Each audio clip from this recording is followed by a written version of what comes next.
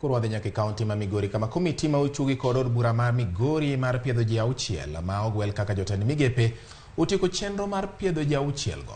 Jojuma mano en reporter marwa ma kaunti ma Migori noluwo chenro ni kendo miyo walere machal kama.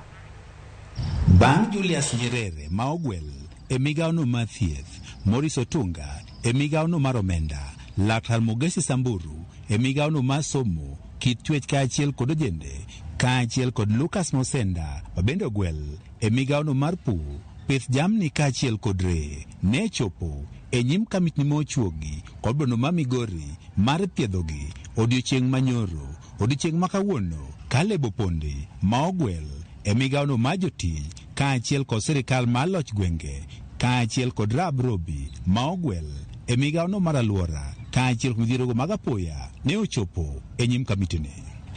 Because we have an environment committee that deals with any matter that pertains to climate change, that anything that is within the environment is dealt with under the environment committee. We are proposing that when need be, we change our standing order to include one.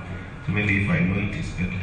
Are supposed to be in every ward, which will be working in line with the executive, not the assembly committees. Oh. But within the assembly, that's why I'm also saying that it's very important if we form a climate change committee.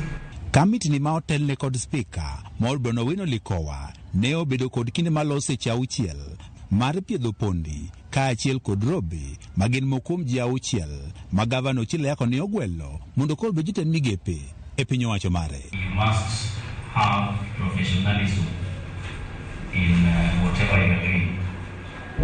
And then there is also use of our resources.